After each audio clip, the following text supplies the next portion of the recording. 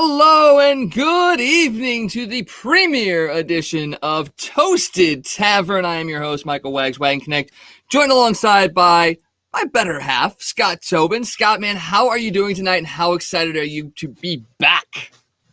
It's good to be back, man. It's good to see you. We haven't really seen each other a whole lot for a while, but it's good to be back. It's good to be doing this, and we even color coordinated tonight, man, which is the best part, right? Rocking the best part. Blue. Oh, the powder blues, and unfortunately, we're the only two on this Cardinal team that seem to be clicking at the moment, unfortunately. We're going to talk a little about that, about what the Cardinals might potentially be doing here in the next couple of weeks because, you know, it is somehow getting close to the trade deadline. I don't know how that's possible, but it is. We're going to talk a little bit about the NHL playoffs. We got some St. Louis connections we're going to talk about there. A local football player is in trouble at this exact moment. We'll talk a little bit about that. The NCAA had... let's just say their bubble bursted by the Supreme Court today, and the NBA, the playoffs, the Final Four, man, something we probably haven't seen, well, really ever, the four teams that are left, so we'll talk a little bit about that as well, but we have to start off with the St. Louis Cardinals because this team is an enigma, and we're at a point now where what do the Cardinals do? Where do they go from here? And as you can see by our graphic, that might be a trade. That might be a managerial change. Or if you don't see him, but up in the corner is John Mozeliak somewhere up there. Maybe he might be going somewhere as well. But let's talk a little bit about what the Cardinals are at right now. They're 36-36. They sit fourth in the Central, yet they're still just 4 games out of first place. They have a minus 32 run differential right now. That is egregious, I'll put it that way. You know, this team has been one that has always been at level or positive in the run differential. And it's not so much because the pitching has been bad. Pitching's been average, which with the question marks that this team has had, you're okay with that for a little bit. I mean, now you're getting to the point where you want to see more. And the bullpen struggled a little bit as well. There's a lot of question marks there. There's question marks on the offensive side of things as well, but they've had to deal with some injuries. But, Scott, where do you see this team at right now? And what's the next step in the process for them to improve? You're right, man. It's crazy. You know, and to hear that they've got a negative 27 run differential is nuts because about a month ago they were positive like 33. So it just tells you that the offense has just completely disappeared. And for the most part, the pitching hasn't been that bad, even though the run differential has gone that way. I mean, we've seen the games where Carlos Martinez has blown up. But other than that, for the most part, for the last couple of weeks, the rest of the pitching staff has kind of settled down. I mean, we've seen Waino be Waino and take control of this thing. KK has been decent, I guess. You definitely want to see him get more than 4 or 5 innings, but he's been okay. You know, Johnny Gant's kind of a Houdini on the mound for the most part. So, you know, there's places you can add to that rotation to make it better. You could go get something to fix that bullpen, you know, and the thing that we talked about, you know, before the season started when everybody thought the pitching staff was going to be the rock of this ball club, you know, you may have to look at going to add a bat again. So, you know, I mean, you could look at all 3 of those aspects of this team and say, you know, you could add a starter, you could add a bullpen piece, or you could add a bat to try to make this team better again. And the crazy thing, Wags, is that through all this, they're only 4.5 games out of first place.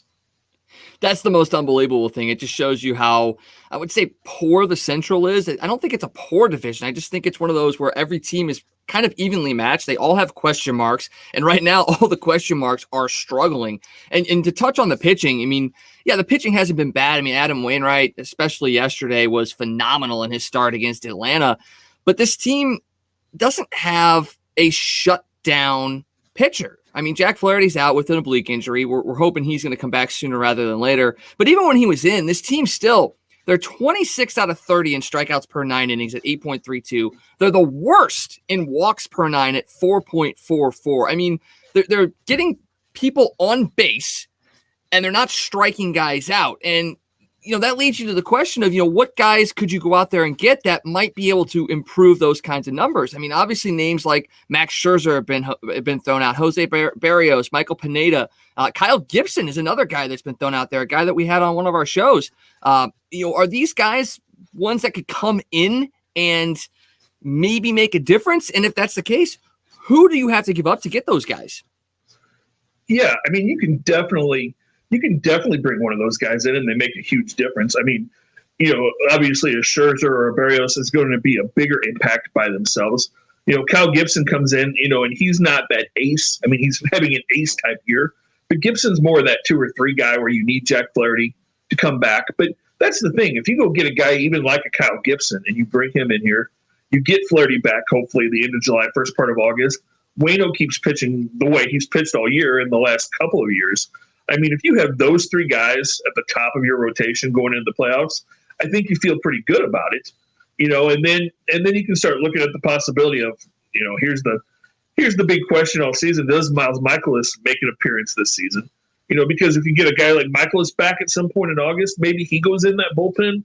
Maybe John Gant goes in the bullpen. Maybe KK goes in the bullpen. So maybe you fix the bullpen that way, or if a starter's too expensive, you go out and maybe strengthen your bullpen. I heard a couple of ideas today. Maybe you go out and see if maybe you go to Washington and see if you can get a guy like Brad Hand, one of those guys that's been one of those back in bullpen pieces to try to strengthen that part of your ball club. And maybe you do that and get a bat. Maybe that's going to be the easier way to go than a starter, because with all the injuries, getting a starter is going to be expensive. I mean, it's going to cost you probably more than you want to give up.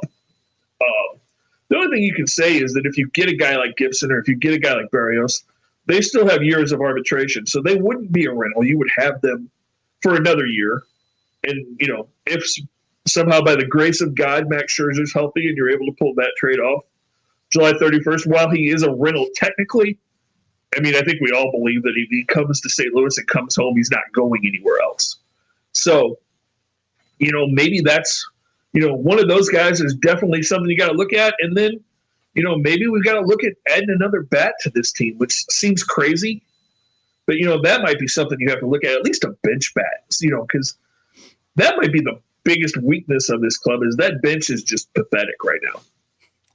And that's saying with Matt Carpenter actually hitting somewhat better than he has in the last couple of years, and that's the scary thing, that you're basically relying on Matt Carpenter to be that guy off the bench. I mean, Edmundo Sosa has played well defensively, but up front, as far as the batting's concerned, not so much. Jose Rondon the same way. I mean, I was at the game a couple weeks ago where they scored 7 runs in the 1 inning, and then they gave up the run in the top of the 9th, and then they had 2 on second and third, and you had guys like Rondon and Sosa come up and just they couldn't do anything because they've never been put in those kinds of spots. And yes, you have to be in those spots to become guys that can be in those spots. But at this point in time, with the way the Cardinals are playing, you need somebody that's going to be able to come off that bench to strike fear essentially in a team and go, yeah, we know we got our closer in and the best, but we're still scared to face this kind of guy, someone you can pull off of there. And that's a guy like Joey Gallo that might be out there. Are there any other names that you're hearing besides a guy like Gallo that might be able to come in and provide that spark for the Cardinals? Joey Gallo is the big name that's out there. I mean, there's been some talk about maybe a guy like Sterling Marte being available from the Marlins. That would be a guy that you could put in the outfield and is more of a contact type guy, which is something the Cardinals could use as well. You can tell Marte from the Diamondbacks, another guy that's name has been thrown around a lot as somebody that might be available, although that guy, it's going to take a lot to get that guy from Arizona because he's really young and really good. When we talk about a bench bat, I know people don't want to hear it, but, we had the chance to get the guy, that guy that came out of Anaheim a month ago now, that nobody wanted in St. Louis because he was done. If you haven't paid attention, he's pretty much tearing it up in L.A., and he would look awfully nice coming off the bench every once in a while.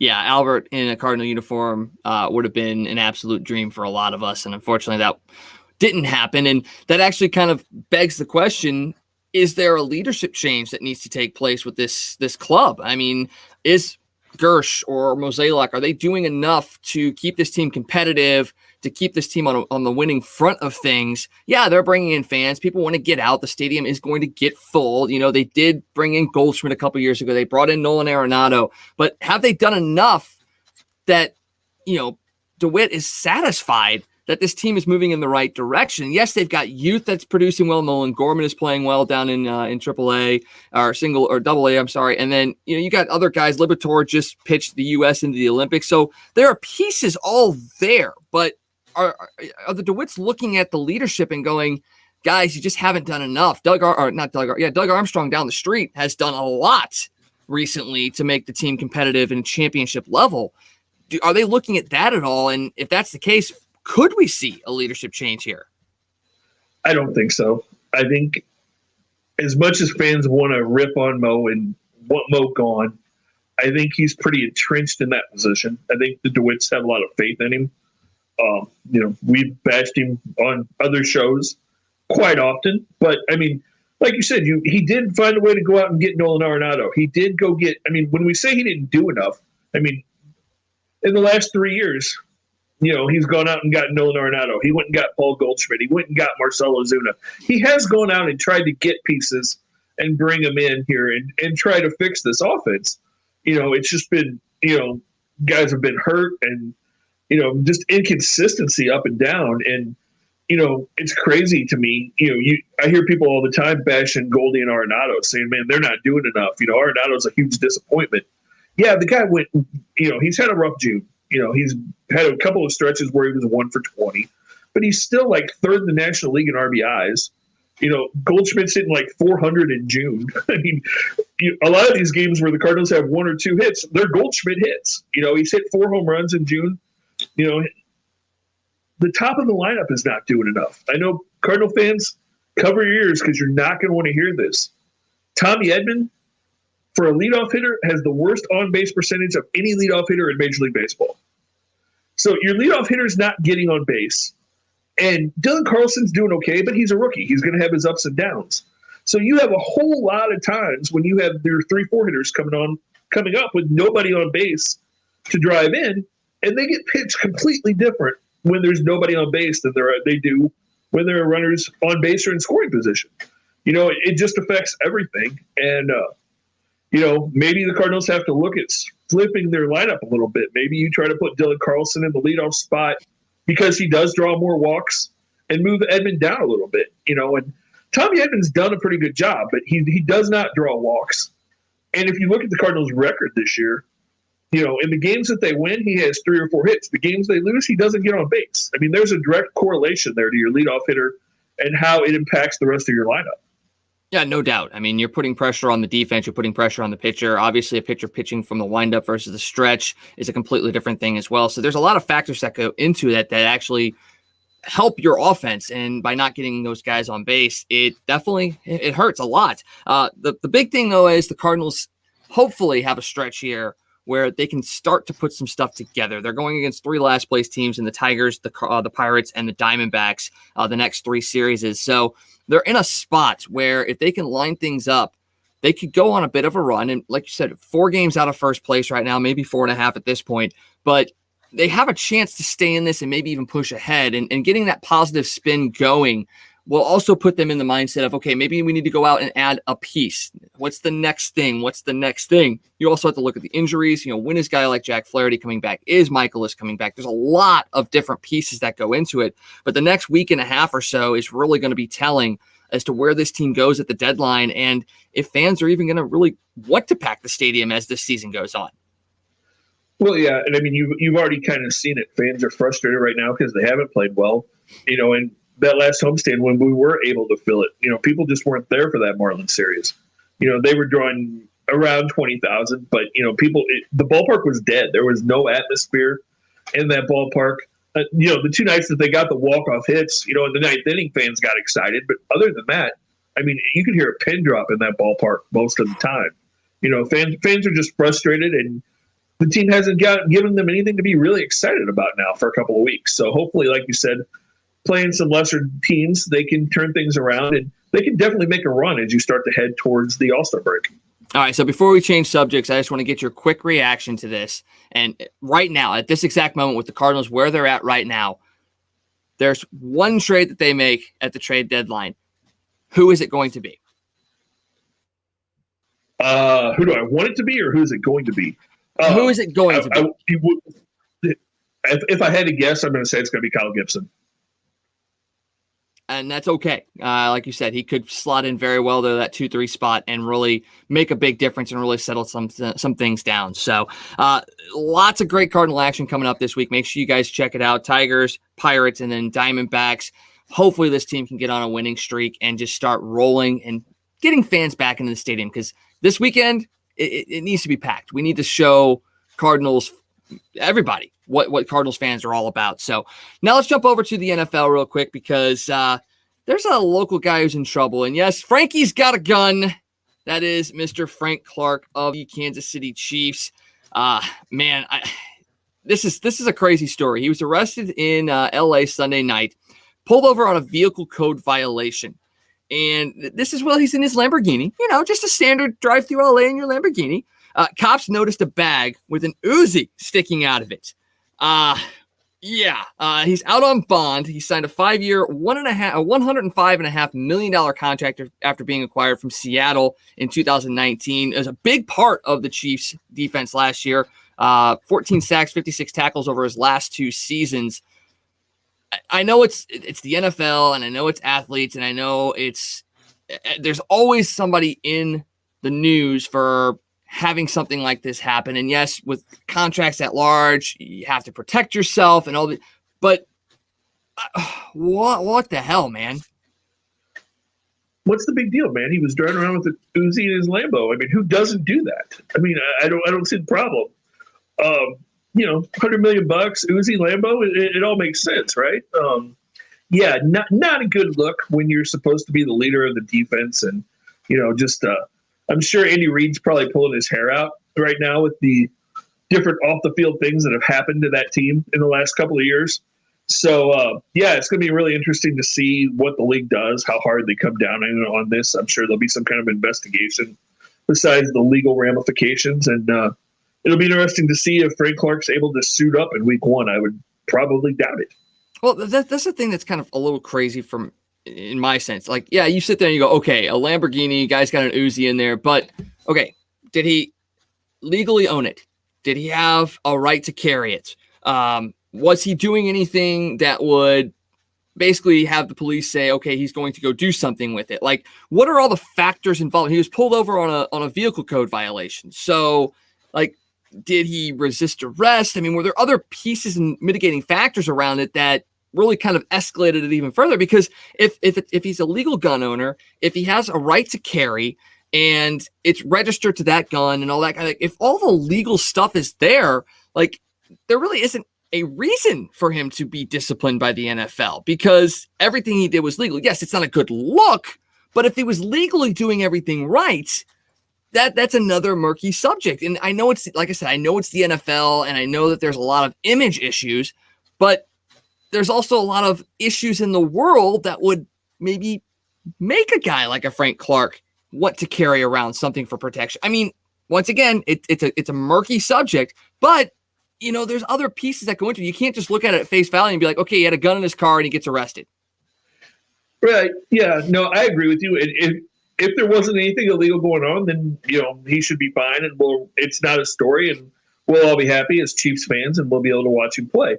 The thing you got to look at there is, he got pulled over. What were the things that led up to that? I mean, I know that it was a code violation, so I'm sure more will come out about that. And then when we talk about, he had a gun in his car, it's not like we're saying, hey, he had a 9 in his car. He had a freaking Uzi. I mean, so that's just a bad look. I mean, like you said, hopefully it's all legal. He had it registered. He didn't do anything wrong. And like I said, we can watch Frank Clark play football and, there's no issues. But just the way things like this usually play out, I'm not super positive on how this is all going to play out, I guess, in the back of my mind. I'm right there with you. And like you said, the Chiefs have had a lot of issues off the field. Even just recently, Le'Veon Bell coming out and talking about how he doesn't want to play for Andy Reid because, he's Le'Veon Bell. That's another piece that you look at and you go, it's not necessarily Andy Reid, because how many great stories have been told about Andy Reid, players stepping up and talking great about him. And yet Bell's the guy that's been from Pittsburgh to the Jets and now Chiefs. I mean, there's something else to this story, and I think it's more Bell trying to get out of Kansas City and find a bigger and better contract and a better situation for him, because I think he feels like he was underutilized in Kansas City last year. Yeah, but I mean, who's going to give him a bigger and better contract at this point? When was the last time Le'Veon Bell was actually important on a football field? How many years ago has that been since he actually made an impact for the Steelers? Yeah, I can't even remember. That's all you got to say. I mean, you don't remember. If he couldn't do anything to help that Jets team, and he was kind of an afterthought with Kansas City, a team that had Super Bowl aspirations this past year, I mean, you're not really going to get much of anywhere. I mean, maybe he goes up to Detroit. Maybe Detroit looks at him and goes, ooh, that could be something that would compare with Jared Goff. Yay. That scares the people. Yeah, Jared Goff and Le'Veon Bell. Woo-wee. Hey, Aaron Rodgers is looking for more weapons. He could probably go. Maybe that's what keeps him in Green Bay. Le'Veon Bell to Green Bay keeps Aaron Rodgers there. Oh, I mean, you have to talk about it. I mean, what is Aaron Rodgers going to be doing? I mean, is he going to play for Green Bay this year? Yeah, that's a good question. And is there anybody in the world more happy that the Milwaukee Bucks are playing in the NBA Eastern Conference Finals than the front office of the Green Bay Packers right now? Because it's taking a lot of heat off of them, because otherwise everybody, that would be all you heard up there right now. Because from the little bit that you do here, I don't think he's coming anytime soon. I mean, he's not going to be there when training camp starts. When they start finding him and they start taking those paychecks away from him, and he has to start paying back the millions of dollars in bonuses that he's gotten the last couple of years, then maybe he shows up. But I'm not so sure he does. I think we may have seen the last of Aaron Rodgers. And that's the crazy thing. I don't think that's something anybody would have expected. And yeah, Aaron Jones has been a stud at Green Bay for Green Bay at running back. He is going to be something special up there as long as they can keep an offensive line able to open up holes. And yeah, I had Clyde Edwards-Helaire on one of my fantasy teams this year too, and I'm hoping that he is a player for the next couple of years for that team. And we know running backs don't last long in the NFL, but give me a couple of years of good Edwards-Helaire, and I'll be fine. I'll definitely be fine on that. The Chiefs seem to find ways to just right now rebuild and retool.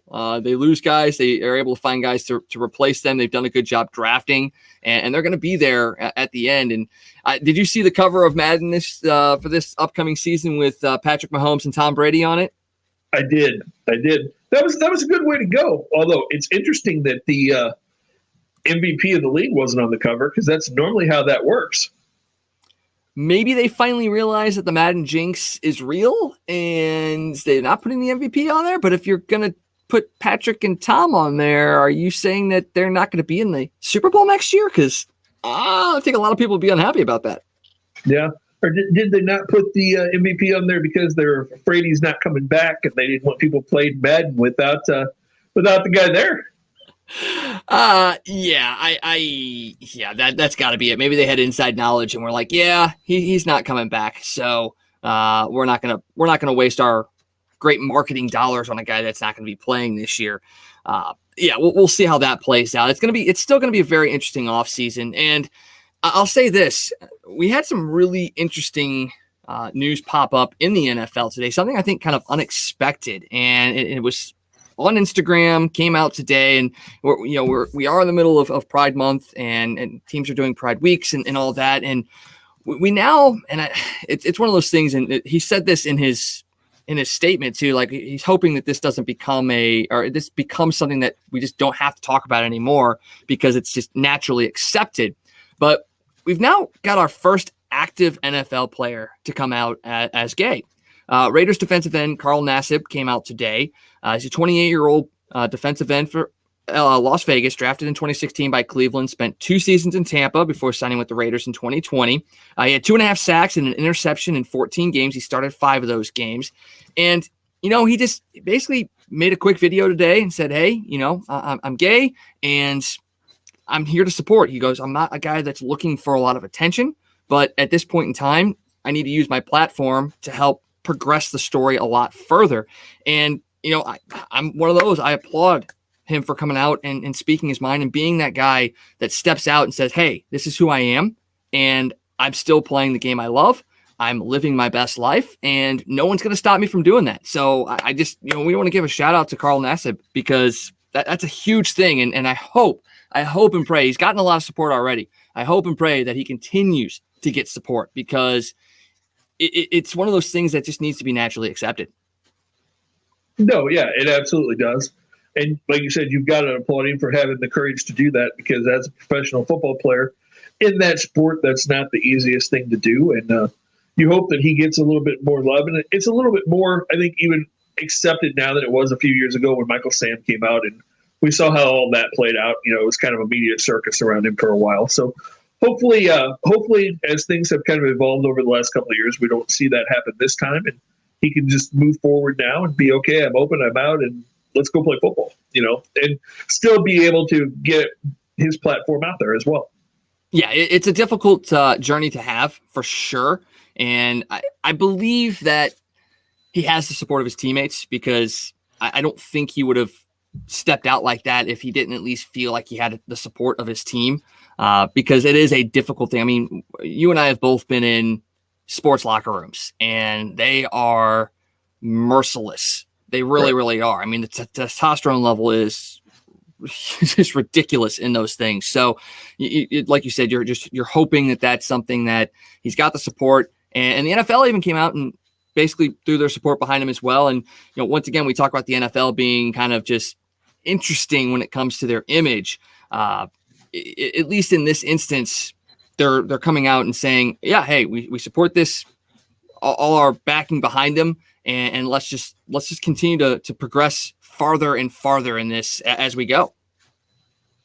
Yeah, I mean that's what the whole world, all of society needs to do at this point.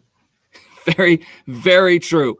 No truer words have been spoken there. All right, now it's time. We got to talk about the NHL playoffs because there's a lot of St. Louis connections, and we're actually going to be bringing in our co-hosts from Toasted STL, Tom Franklin and Blues Fan Reacts. We're going to be having them join us here in just a second, but we were asking you guys, who should St. Louis back in the NHL playoffs? Yes, we're 4 and 5 games into these conference finals, getting ready to set up the Stanley Cup, but there's a lot of St. Louis connections. You've got Vegas with Alex Pietrangelo and Ryan Reeves. You've got Tampa Bay with Pat Maroon. You got the Islanders with Scott Mayfield.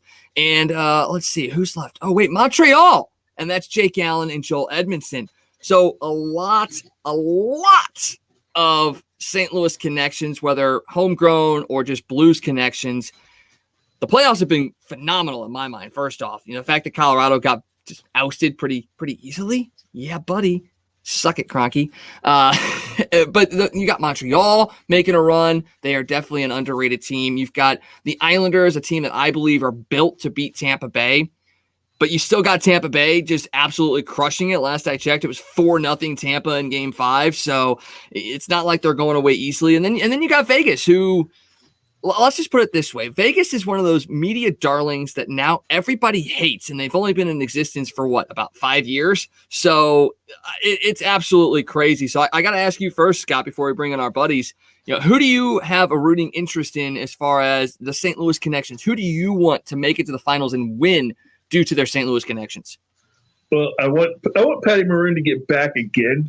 Let's see how many cups that guy can win. And the fact that they're playing the Islanders, because we know anybody that's ever watched this show knows that I don't have a whole lot of love for the Islanders. So I'm definitely rooting for Pat in old Tampa Bay down there for sure. See, I'm a big Barry Trotz fan. I hated him when he was in Nashville. The frustration level of playing the Predators hasn't gone away, but it was at the height when Barry Trotz was there coaching. But then he went to Washington. I'm a big Ovechkin fan. I loved what he did in Washington, winning the cup with them. And I've really liked what he's done in New York, especially after they lose out on John Tavares. Everybody thinks they're going downhill. They've got the situation where they're moving between arenas and cities and all that kind of stuff. And yet he's been able to get this team to really bear down and focus on what their goals are, and that's to make it and win a Stanley Cup. I like the Islanders. I hope the Islanders. Honestly, I'm looking forward to an Islanders-Canadiens final. The NHL will hate it because of the ratings, but I would love to see a Canadiens-Islanders matchup and just see how that plays out. I think it'll end up being Vegas and Tampa Bay. I think both of those teams will eventually rise to the top and really prove to everybody that they are the two best teams out there. And our friend Mike says Pietrangelo should have stayed with the Blues and not chased the money. Vegas needs to be in the league for at least 10 years before winning a cup. We've touched on Pietrangelo in the past. everybody blames Doug Armstrong for Pietrangelo not re-signing in St. Louis. It is on Alex. It was on him that he did not want to come back to St. Louis. The Blues offered him what I believe was a very fair contract offer. Doug Armstrong up front saying, look, I'm not giving you a no movement clause. I'm not giving you control over the franchise. If you really want to be here, you should be here, and you'll take this contract. Well, Pietrangelo, to his every power to him. He's got his cup. He's got his prestige. Now he had to go take care of his family. I get it. I don't know if he's going to be able to have the same success, although he's looked like the Conn Smythe winner so far in the playoffs. He's looked phenomenal and definitely worth the money that they paid for him this year. And yeah, Vegas being in the league for 10 years before winning a cup, I think that's kind of all of us Blues fans saying, hey, we waited 55 plus years for our Stanley Cup. The least you could do is wait 10. So, it is what it is on that. Yeah, I mean, like you said, we've talked about it a million times. I don't have any issue with Petro taking the bigger contract, taking care of his family. He won a cup here. He helped St. Louis finally raise that cup. So more power to him. And, he needed to have, what does he have, an 18-car garage at his house, something like that? Something like that. 18 cars and they're filled with strollers. So, it is what it is. You got to be able to store them. So, all right, we're going to bring in Tom Franklin and Blues Fan Reacts now to talk a little bit about the Stanley Cup playoffs and really get their rooting interests in what's going on right now. Because like we said, there's a lot of Blues connections and we got to see where these guys lie. I'm with the Islanders. We got Scott with Tampa. He's over there, Mike. Tom Mason, first off, what have your thoughts been on the playoffs this year? And then tell us who you guys got a rooting interest for.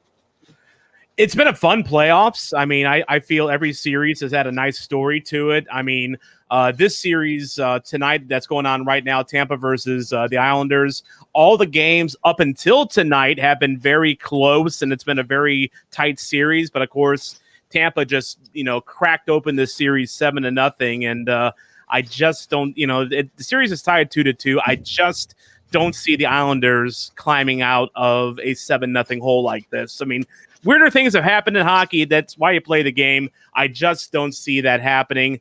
And then for me, Montreal and Vegas has been one of the most intriguing series, not just for the fact that it's a series that should only happen in the Stanley Cup Finals because Montreal historically has been in the Eastern Conference, so you have a bit of a crossover going on there. But you have Vegas, who seems to be the divisive team in hockey right now because they've only been in the league for a couple of years. As Mike pointed out, so he feels they should be in the league at least 10 years before winning a cup. I mean, come on, this is the land of opportunity. I mean, every team should have at least a shot, in my opinion. But you have that. You have Alex Pietrangelo. This is his first year of that big contract in Vegas, and he's already taken his team to a Western Conference final. Well, I don't want to say he took them, but at least that's an ensemble unit in Vegas. I mean, there's Mark Stone, William Karlsson. They have a lot of strong players. Their goalie tandem, Robin Lehner and Marc-Andre Fleury, is probably the best in the playoffs right now. And you have every reason to look at Vegas and say, yeah, this is the favorite. This is the team that should go on to the Stanley Cup final. And they very well could. But Montreal has been like the underdog in this whole playoffs. They entered as the final entrant in the North Division. They took on the Toronto Maple Leafs in the first round, a team that all the media outlets in Canada anointed as, the next champions, and, this is their year. And Toronto media is insane when it comes to hockey. That is, I feel like I'm not telling anyone anything new there.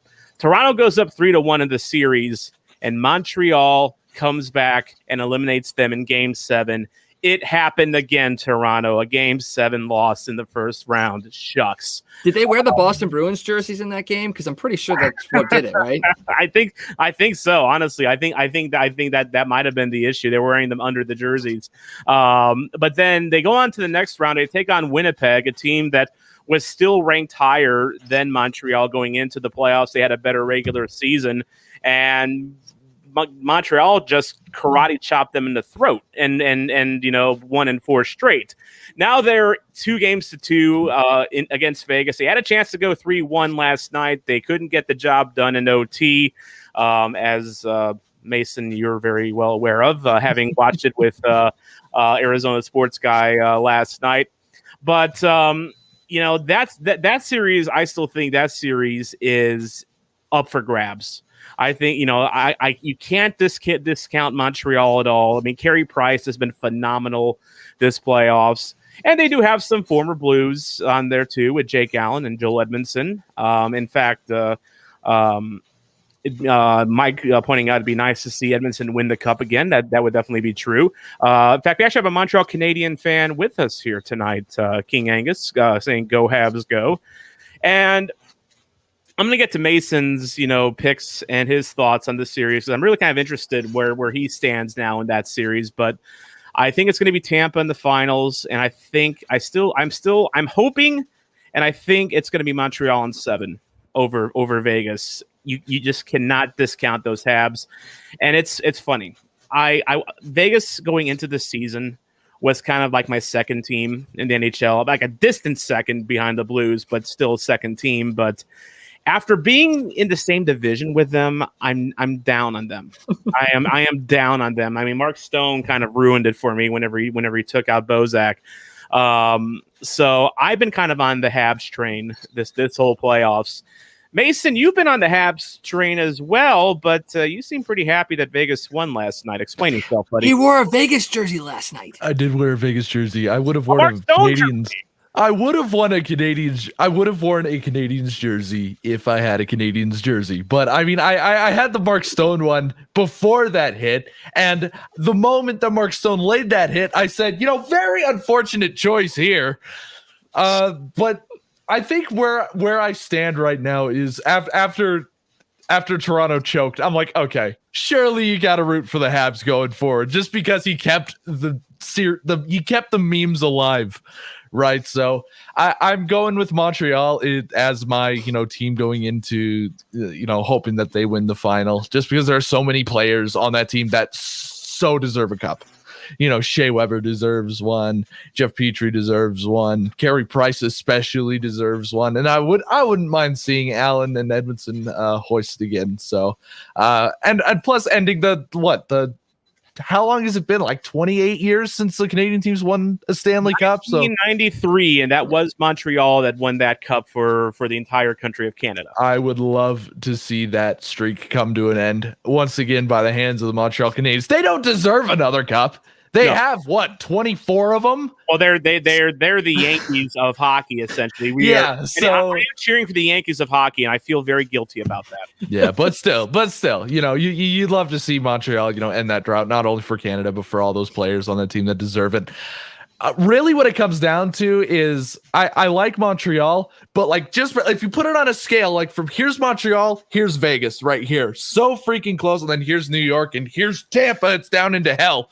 But really? I don't want Tampa touching the Stanley Cup again. They got their cup. They are how many million over the salary cap? I don't like that. Vegas is over too. Vegas is over. They had to sit guys at the end of the season. I know Vegas, not as much, but they are still over. But I mean, it's understandable how much over. Tampa Bay is 18 million over. 18 million. That's not right. I don't think they deserve it, and it would be hilarious if they choke to the New York Islanders. I wouldn't mind seeing that. They're kind of like the average team. Like, if they win, they win. Whatever. They're not going to choke against Islanders. They just went up 8-0. Braden Shen's brother Luke just scored. And Colorado won game 1 against Vegas 9-1, and then Vegas swept them after that. So that was is it really 8-1 right now? Series to recover from that, though. This is it really 8-0 right now? Holy hell! But holy crap. But yeah, I would love to see. Well, then if Tampa chokes, that'll just be all that much funnier, wouldn't it? Yeah. You got your.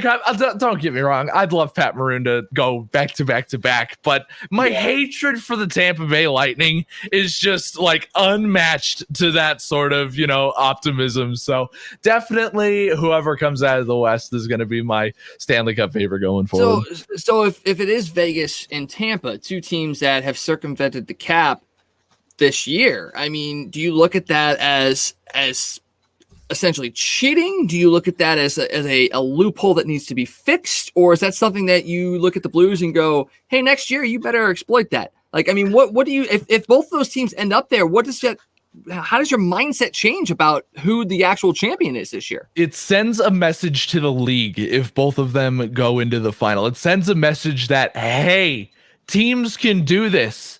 You know, Nikita Kucherov has been healthy for probably 2 months now. You know, he's intentionally was set out because we knew that he'd be into the playoffs and he'd fucking kill everyone. And they're exactly right. He did just that. He scored he scored 2 goals in his playoff debut.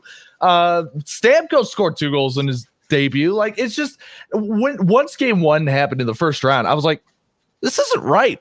This is not right. And I understand that, credit to Tampa for, you know, staying under the salary cap, not having these 2 players and still, you know, making the playoffs. We're on the salary cap. We might be a little over, but we're on the salary cap. And I mean, we made the playoffs too. I don't think that's something to be commended. That's a stupid argument. So, I mean, I think it definitely sends a message to the league like, hey, there needs to be either a playoff salary cap or there needs to be like a roster, like a game by game salary cap in the playoffs, or like, that's just, I don't know what the like overall blanket solution would be.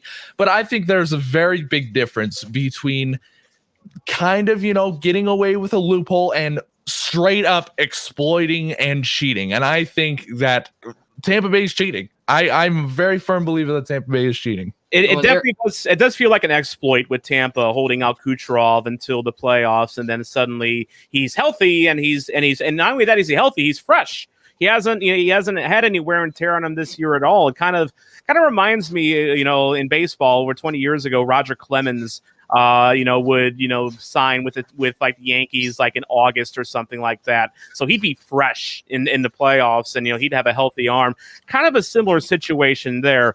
Arizona Sports Guy makes a good point. Vegas didn't get around the cap though. They had to dress fewer skaters because it would put them over to bring up another guy. So they kind of penalized themselves a little bit by having like, I remember seeing some of their lineups. I think they had like 5 defensemen one night. Another night they had like, I think maybe 3 full lines and like an extra forward or 2, something like that.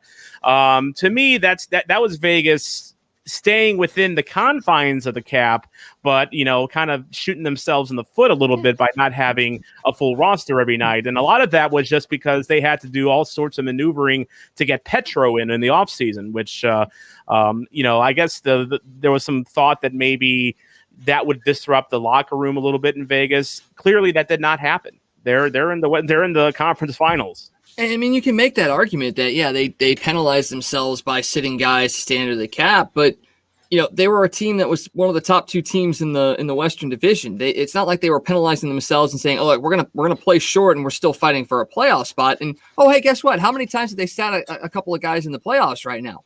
But they haven't. But did they really break any rules, though? I mean, they played. No, they didn't break any rules. The league confines. I mean, but they knowingly put themselves over the cap and knew that they were going to have to sit guys. So like that's the whole thing. It's 2 sides of the same coin, I think, because Tampa was like, "Look, we're doing this. We know he's not going to play, and then we're going to bring him back when we can do that." But Vegas, a little fugazi, Vegas was like, "Hey, we're going to sign a crap ton of players, and we may have to sit some guys as the season winds down, but we're going to play them all in the playoffs." So, I mean, it's 2 sides of the same coin. They both knew what they were doing. It's just one looks a lot shadier than the other one. It definitely, and Tampa definitely looks very shady in this regard because they, with all the money they had over the cap and the way they handled Kucherov, it does feel like they gamed the system a little bit, whereas Vegas kind of played within the confines but shot themselves in the foot just a little bit. So I mean, it's not exactly apples to apples. So as a St. Louisan, the topic of this discussion, if you're a St. Louisan, who should you support? Who should you back in the Stanley Cup final? Mason was talking about Tampa got their cup last year. It'd be nice to see Maroon go back to back to back, but he got his cups, and it's like, it'd be the continuation of a great story, but it wouldn't be a new Cinderella story. The Islanders have one St. Louis connection, no former Blues, but they have Scott Mayfield, who is from St. Louis. I believe he's a West County kid, if I'm not mistaken. Islanders, I never really had any pull towards the Islanders at all. I don't dislike them. I'm just kind of on them. Mm-hmm. Vegas, you have Petro and you have Ryan Reeves, 2 guys who were beloved. in St. Louis. Reeves, I know I still miss Ryan Reeves. I would do that trade with Pittsburgh in a heartbeat to get Sundquist and the pick that became Clem Costin, but I miss him. I do miss him. And Petro, he was a great servant of the Blues for many years. I don't begrudge him for going to Vegas. In the end, he did get us a cup here, and he's approaching his 30s, and he wants to set himself up, for the future. And he got a team to pay what he wanted. So more power to him. And then on the Canadians, you have Jake Gallen, who was one of the most divisive Blues players in history. Now all of a sudden, now that he's gone, everyone loves him. Oh, not everyone. If you look in the message boards, people still think he's an absolute tool. Oh, of course. Well, you're always going to have those fans, but it seemed like the rancor for him died a lot during his final year here, and seeing Billy Husso give up softies kind of made us long for Jake Allen once again. I don't understand that. And then you have Joel Edmondson, who kind of an interesting figure, came up with the Blues, got scratched in the playoffs and kind of was an odd man out, became Justin Falk. It's interesting. If you're talking about as a Blues fan, who I feel you should pull for, I would probably say Vegas. But then at the same time, though, they were division rivals, and you had the Mark Stone thing. I almost feel that kind of cancels things out. What do you guys think? First, Mason, let's go to you. I'm just reacting at a tweet that's coming out of the Fire the Cannon podcast. They're saying that Matthew Tkachuk wants out of Calgary. Yes. Wants out. As in wants a trade this offseason. Let the Tkachuk for the Lou rumors begin right now. Tkachuk for the Lou. Let's do it. No. I think we can make a shirt up for that. I think we can. If only we knew a good shirt maker. Mason, excuse me. Oh my God! You haven't approached me. You haven't told me this isn't design merch. This isn't a approach. If you want a merch design, tell me. Make merch for us. I will make merch for us. You're gonna make damn good merch for us. I'll make damn good merch for us. Clearly, we got too emotional for Scott. He just. Unbelievable. Yeah, he's straight up dead. He threw his camera in disgust. We'll get him back here in just a second. But yeah, I mean, for me, I look at it and.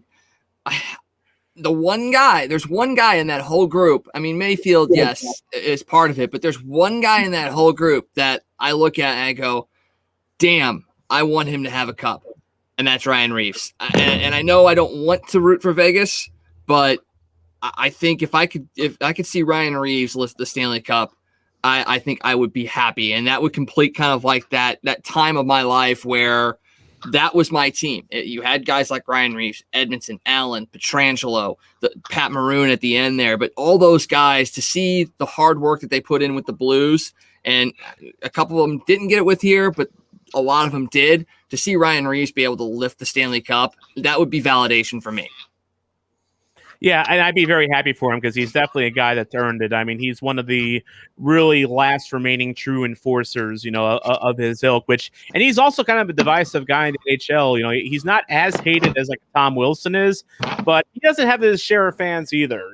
So that would be kind of interesting to see how people would react to him lifting the cup and just Vegas in general. Which It's interesting. Vegas has been in the league this is year number 3 or 4 now. And for a team so new to draw so much emotion out of fans, I mean, that tells me that franchise is succeeding. Yep.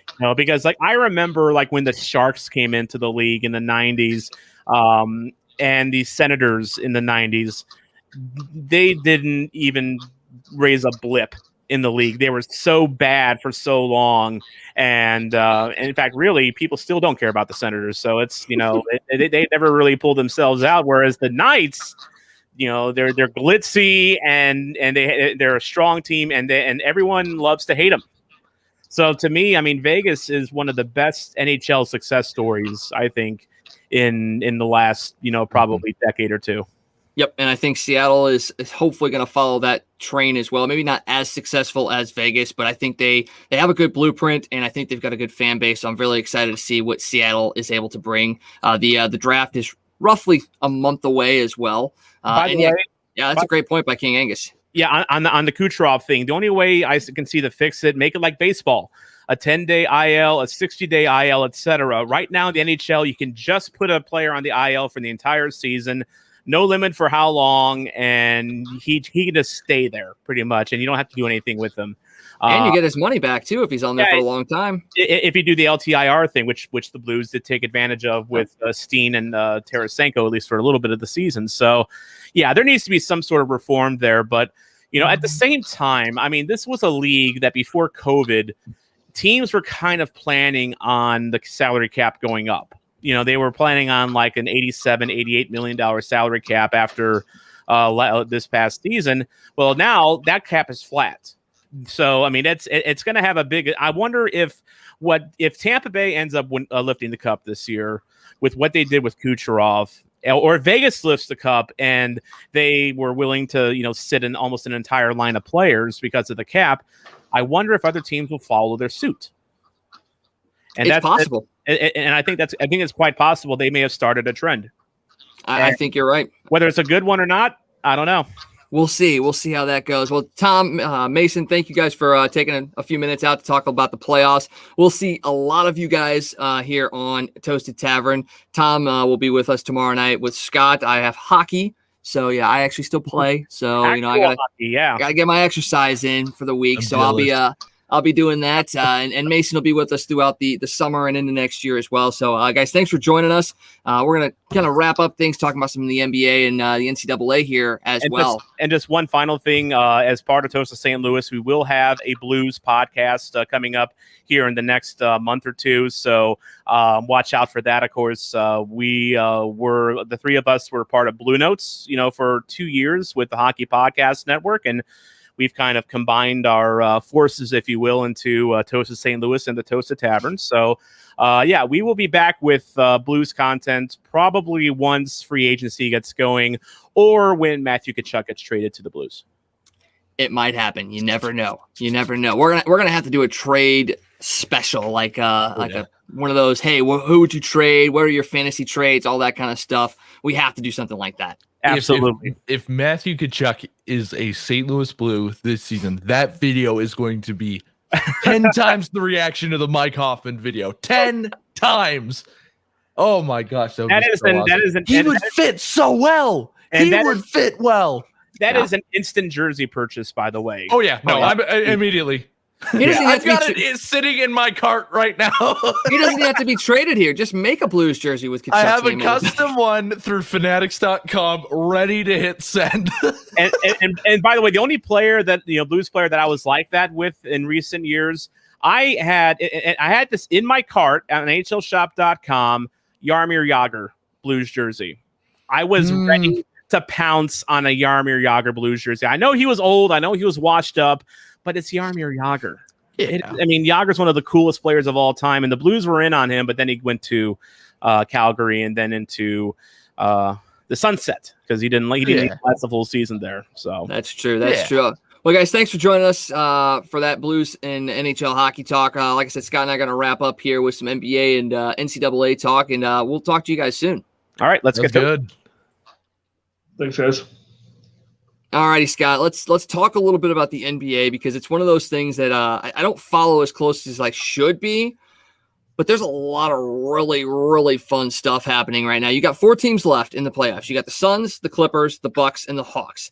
None of them have won a title since the NBA-ABA merger in 1976. And I think we kind of all know the story around the Clippers, and we kind of know the story around the Bucks. I mean, the Clippers with Kawhi, the Bucks with Giannis, we kind of know where they're at in their stories. But let's talk a little bit about the Suns and the Hawks, 2 young teams that are now in their respective finals and really legitimately have a shot of making it to the NBA finals.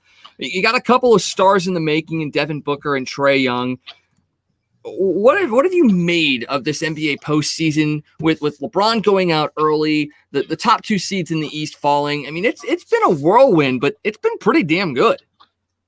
Yeah, it has. And you've got the next generation of superstars are starting to emerge. Guys like Booker and Young. These guys are starting to come out and show what they can do. I mean, Devin Booker has his first triple-double in the NBA in the playoffs. And I mean, he just came up and showed what he could do. And the same thing you're seeing with Young. I mean, these guys are guys that are going to be superstars, and there's just so much talent coming in the NBA right now. We might have as much young talent in the NBA as we've had since you go back to the 80s and say the Jordans, the Ewings, the Elijah Wans, when all of those guys, the Barkleys, when you had all of those guys come up at once, that's kind of where we're at the NBA right now. We really are. And that's still having the guys, the old guard still there as well. I mean, you've got a lot of that, and then you've got this youth coming up. I mean, you look at teams, I mean, the Knicks have been a team that have been on the downside of things for a long time, and they're on the rise as well. That series between the Hawks and Knicks was actually probably one of the better series that we've seen outside of the last couple ones that went 7 between the Jazz and Clippers and the Suns as well. We've had a lot of really, really good action, and I also think you've seen a lot of disappointment. I mean, the fact that the Brooklyn Nets got beat by the Bucks. I mean, I don't think anybody expected that. This team was built to make it to the finals. You had Kevin Durant, and yeah, Kyrie didn't play in Game 7, and that's another question that pops up. Is he a guy that can actually finish? Because he didn't play well in Cleveland, he didn't play well in Boston in those big moments. Is Kyrie a detriment to the Brooklyn Nets? And if getting rid of him, will that make them a better team? I mean, I've said this for a couple of years now. Does Kyrie really care about basketball? Because how many games did we see him sit out this year? Because, there was, and I understand the social justice thing, and I understand that he has causes that he believes in, and he's a really intellectual guy. He's a thinker. He has a lot of other things on his mind, but you're getting paid millions of dollars to play basketball. How do you just turn your back on your teammates and be like, man, I don't like what's going on here, so I'm sitting out the next couple of days. I mean, you just have to wonder how dedicated Kyrie truly is to his teammates and to the game itself. Not as much as he probably could be. And like I said, he's using his platform for good causes. I get all that. But at some point, by not playing, you're going to lose that platform because people will eventually lose their pull towards you. So there's a fine balance that he has to balance there, and we'll see if that actually happens. So and another guy and another disappointment, it was Philadelphia, the team that went through the process and has a lot of talent. And you talk about a guy like Ben Simmons, who was okay in the regular season. He was a pretty good driving force for the Sixers as the regular season wore on, but in the playoffs, he can't do much. He was a 60% free throw shooter in the regular season, dropped to 34.2% in the playoffs, unwilling to shoot the 3 ball. The team's willing to work with Simmons over the summer, and Simmons is also willing to be taught. But is a change of scenery in store. He's owed $33 million next year, $35 after that, $37, and then $40 in year 4. And a team that's been thrown out there as a potential landing spot is the Chicago Bulls. And being a Bulls fan growing up with Michael Jordan in the fold, you look at that, and that's my team, obviously, without St. Louis having one. But would the Bulls pull the trigger on bringing a guy like Simmons in and really trying to work with him, or are they best served, staying far, far away from him? I think I would stay far away from Ben Simmons. I mean, this isn't the first time. This isn't the first offseason that Philly said, okay, we're going to work with him. He's willing to work. For whatever reason, he gets gun shy about shooting threes. He won't do it. We thought last year when Philadelphia struggled at the end of the season that we thought that was the end of the marriage between Ben Simmons and Joel Embiid and the 76ers. So I think Simmons is probably gone. I think they're going to move on. I would, if I'm the Bulls, I don't touch him. Where I go if I'm the Bulls? The first phone call that I make because they're shaking things up, I'm giving the Celtics a call. I want to see what it would take to pull Jason Tatum to Chicago. I would be down for that. I would make the trip up to the United Center and see a Bulls game if Jason Tatum ended up putting on the Bulls uniform. That would be absolutely amazing. And speaking of Simmons, it's a really telling fact that he's not on, or very not likely to be on, the Australian Olympic basketball team this year. The Australians are competing for a medal, okay? And you're not taking an NBA player in Ben Simmons because you don't feel like he could give you the best opportunity to win a medal against other NBA players on Team USA. That right there to me is the biggest telling piece of Ben Simmons right now, is that not even your home country wants you a part of a team that has a chance at medaling in the Olympics. That's a big piece for me. Yeah, that's like you said, that says a lot. It's going to be interesting to see what Philadelphia does with him because, like you said, he's owed a lot of money. And in big moments, he's been a pretty big disappointment. And, it's going to be really interesting to see where they go.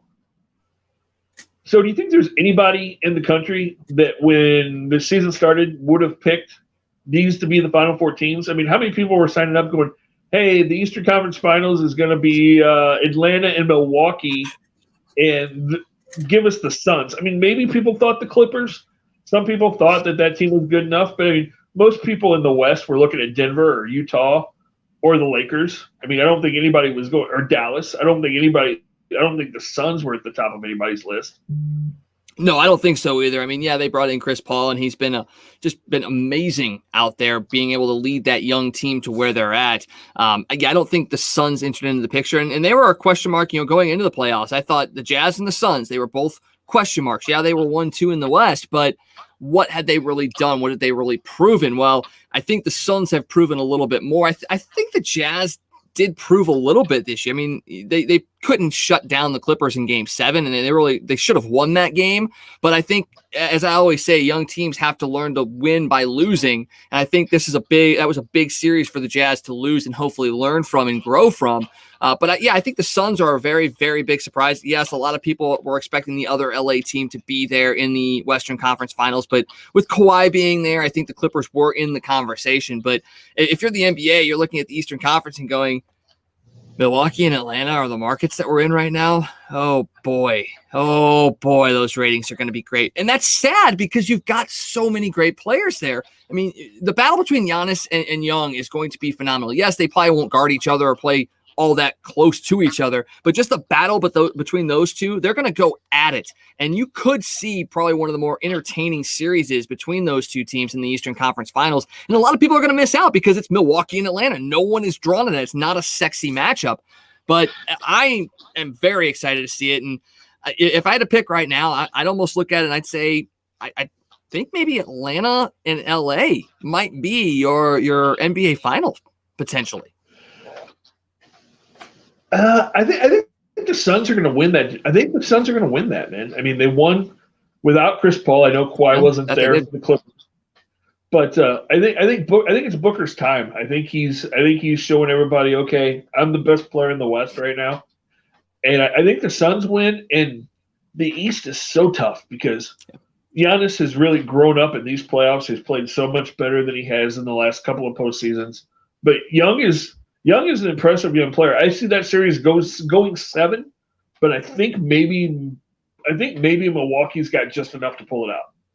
Yep, I think either it's going to be hair thin. That series is going to be hair thin. It will probably come down to the absolute last shot. One final thing before we get out of here tonight, and we have to talk about this because it is going to potentially be a huge story here in the next couple of months, if not years. The Supreme Court today ruled on an NCAA issue. It's about providing incremental increases for college athlete compensation. And you hear that and you think, oh yeah, here you go. College athletes are going to get paid. Well, this ruling, it was actually pretty narrow. It was more so along the lines of education-related benefits. It upheld a district court ruling that the NCAA is in violation of antitrust law by placing limits on education-related benefits. The decision allows for unlimited compensation to athletes as long as those compensations are in some way connected to the student's education. So it is just limited to education benefits and not on that wider business practice of the NCAA. But in writings from Neil Gorsuch and Brett Kavanaugh, basically they said, you guys, you need to go for it. Like, this was a narrow decision for this piece, but if you brought us the wider arguments, we're probably going to side with you. So this is opening the door for potential payment for college athletes. And we know that about 19 states now have laws in place that will provide benefits and allow student athletes to, make money off their likeness. But we're getting closer and closer to the country as a whole opening up the doors for college athletes to get paid. And it bears the question, are we at a point now where we're very close to seeing the NCAA go away. Yeah, I mean, I don't know that the NCAA will ever completely go away, but it's definitely going to be different than what we've known up to this point, which is a good thing in a lot of ways, because the NCAA, as we've talked about many times, one of the most crooked organizations there are in any sport on any level. But yeah, it's going to be really interesting to see, and it's kind of a slippery slope now as you start opening up more things and giving athletes how they can get paid and what they can get paid for and where this goes. It's gonna be really interesting. It's gonna be really, really interesting to watch this play out in the next few months. Yeah, if it gets all the way to the Supreme Court, that means it's big deal. So we'll see how that goes. Obviously, as we get closer to the college football season, we'll be previewing the Mizzou team as they get ready to start playing the SEC. Coach Drink has gotten a lot of great commits again, so we hope to have him on here very, very soon. We want to tease an interview that we're going to have coming up next week, and this is playing right into the themes of the Midwest bias that we're presenting here on the Toasted Tavern. Scott, do you want to tell everybody who we have joining us next Monday? We have somebody joining us next Monday? I think so, yeah. That's on my calendar, right? Who do we have? Isn't that Joel Goldberg? Oh, it is. Sorry, Joel. I was playing that up a little bit. Yes, Joe Goldberg is going to be joining us. People from St. Louis will know him from his days in Fox Sports Midwest. He's been working with the Kansas City Royals for Fox Sports Kansas City for the last, I think, 15 years now, something like that. He's also done a lot of public speaking. He's also written a couple of books. So he's a pretty busy guy, a pretty popular guy, and it'll be pretty exciting to have Joel Goldberg on with us. It certainly will. Somebody that, like you said, we know here in St. Louis.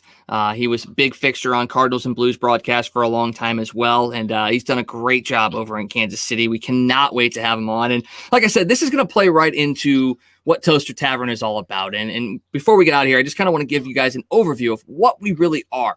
We are a Midwestern show. We're not just going to be that East-West Coast bias that you're going to get from every other sports angle, okay? We're going to be hitting everything in the Midwest. We're not flyover country anymore, okay? We are big time.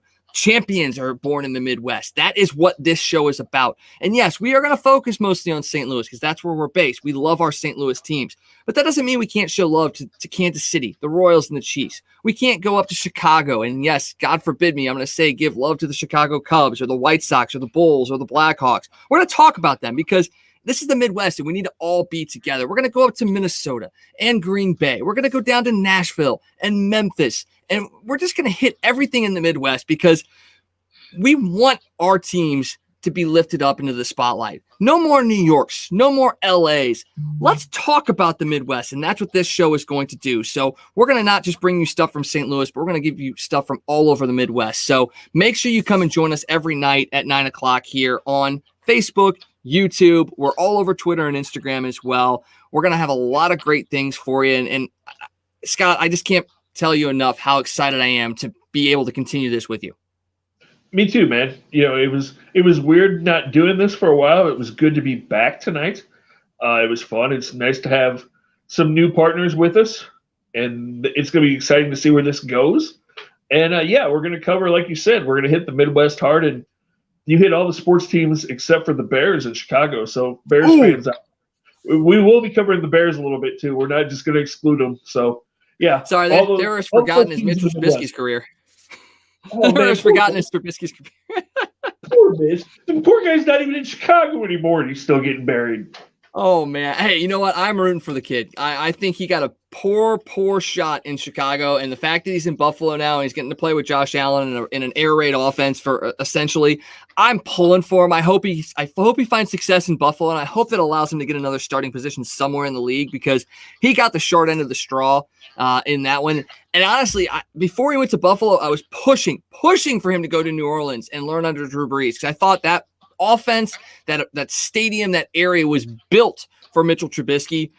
It didn't happen at that point, but maybe in the future you could see him down there playing for the Saints. I'd love to see that for Mitchell Trubisky. So, guys, thank you for joining us tonight. We appreciate it so much. Make sure you come back with us every weeknight at 9 o'clock. Follow Toasted Tavern on Facebook, Twitter, Instagram, YouTube. Make sure you follow Toasted St. Louis on all those as well. And be on the lookout for a lot more great content for both Toasted St. Louis and Toasted Tavern. For Scott Tobin, for Tom Franklin, for Blues Fan Reacts, I am Wags. Thank you for joining us. We'll see you tomorrow night.